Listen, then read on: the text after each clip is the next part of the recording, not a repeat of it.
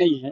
आज सब लोग समझ सकते हैं कि बहुजन समाज पार्टी जो 4 बार मुख्यमंत्री रह चुकी बहन कुमारी मायावती जी, उनके कार्यकाल में लोग जान सकते हैं कि उनका कार्य कैसा रहा और आज भी जी। बहन जी की इतना बड़ा विकास की लाइन अभी तक ना योगी, ना अखिलेश और ना अखिलेश के पिताजी मुलायम सिंह ने अभी तक लाइन नहीं खींच पाए हैं। चाहे वो विकास की बात हो, चाहे वो शिक्षा क्षेत्र की बात हो, चाहे चिकित्सा क्षेत्र की बात हो और चाहे रोजगार की बात हो। आज हर युवा 4 साल तैयारी करने के बाद पता लगता है उसका पेपर लीक हो गया।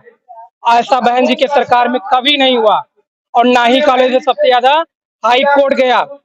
लेकिन योगी सरकार ये दूसरा साल इनका मतलब दूसरा सत्र चल रहा है इनका, लेकिन इनके जितने भी पेपर हुए 69,000 की आप मुद्दा की बात कर लीजिए, 4 साल के बाद भी वो बेचारे आज चाहे वो जनरल बच्चे हों, चाहे ओबीसी बच्चे हों, वो सारे सड़क पे आ गए हाई कोर्ट के आदेश पर। तो उन्होंने क्या किया, आरक्षण घोटाला भी किया उसमें, जिसमें सुप्रीम कोर्ट ने आदेश दिया कि इसको 3 महीने के अंदर में इसको सुनिश्चित किया जाए। लेकिन फिर भी अभी तक सरकार सोई हुई है।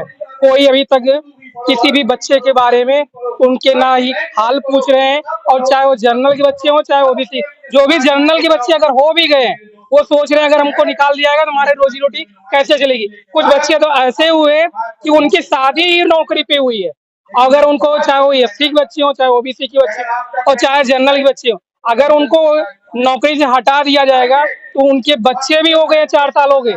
4 साल मतलब उसके कम से कम 3 साल के तो बच्चे हो ही गए शादी होने के बाद। और कुछ लोग इंतजार कर रहे हैं कि नौकरी मिले तो तब हम शादी करें। तो अंदाजा लगा लीजिए बेरोजगारी किस चरम सीमा पे है। अभी एक आंकड़ा आया था कि 50,000 इन्होंने मिल्कीपुर में रोजगार दिया है। आप यहाँ हमको कोई ऐसा व्यक्ति बता दीजिए जिसको रोजगार मिला। अभी कुमारगंज कृषि विद्यालय में योगी जी आए थे, बोले थे 50,000 मैंने युवाओं को नौकरी दिया। पेपर में 50,000, मीडिया पे 10,000। अब आंकड़ा लगाइए कि कितने लोगों को नौकरी मिला, या आपको कोई कहीं मिला हो, कहीं जनसभा में या कहीं गांव में मिला हो तो आप उसका नाम मेरे नंबर पे आप बता सकते हैं। कहने मतलब यहाँ की मतलब ये युवाओं की ये दुख कहानी भरी है, क्योंकि मैं भी एक युवा हूँ, मैं भी एक तैयारी करता हूँ।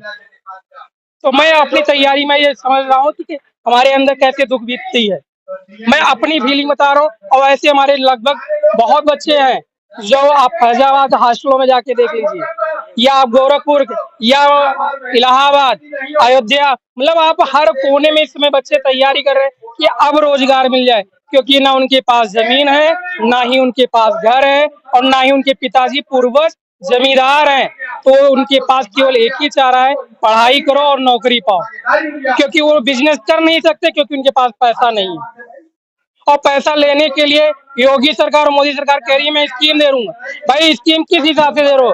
भाई उनको परसेंटेज आप लगा के दे रहे हो, ब्याज लगा के दे रहे हो। भाई उनको 4 साल 5 साल मौका तो दो 0% ब्याज पर।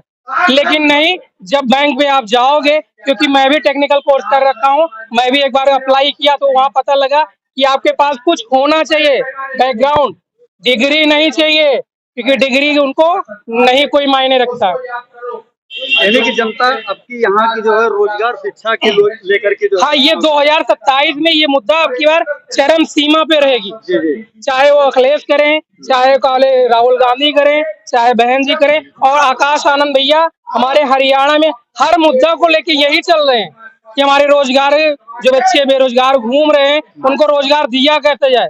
उनका इंफ्रास्ट्रक्चर हमेशा वो इसमें बोल रहे हैं कि ऐसे ऐसे तैयार करेंगे तो ये हमारे बच्चों को रोजगार मिलेगा, क्योंकि उनको अच्छे से पता है कि हमारी जो बुआ है वो किस जमीन से आई हुई है। इसलिए उनको इस चीज को दुख दर्द पता है, क्योंकि बहन जी बार बार बताती है कि इस चीज के हमारे समाज के लोग हमेशा ना मीडिया के सामने बोल पाता है, और ना ही किसी के समाज के बीच में उससे विचार विमर्श भी कर पाता नहीं है। सबसे बड़ी बात यह है, जैसे आप चौराहे पे किसी से बात करोगे तो पता लगता है वो डंडा दिखा देता है। तो हमारे समाज की, चाहे वो एससी समाज के हो, चाहे कोरी समाज, पासी समाज, जो भी है, आप उनसे देखोगे तो बेचारे अपना विचार नहीं रख पाते हैं। इतना जब हम आरक्षण की बात करते हैं तो कहते हैं इनको फ्री में आरक्षण मिल रहा है। भाई आरक्षण हमको फ्री में कहाँ मिला है? हमको सामाजिक रूप से आरक्षण मिलना चाहिए ना, जो कि हमको मिलता भी नहीं है। फिर भी योगी सरकार भी और मोदी सरकार ने कहा कि एससी समाज में भी क्रीमी लेयर होना चाहिए। लेकिन जब बहन जी ने दबाव डाला, बहन जी लगभग ये 31 अगस्त को जब दबाव डाला कि बहन जी कि क्रीमी लेयर नहीं होगा और ना ही आरक्षण मानेंगे, तो तब ये जाके मोदी सरकार को पता लग गया कि ऐसा ना हो कि सैलाब उठ जाए।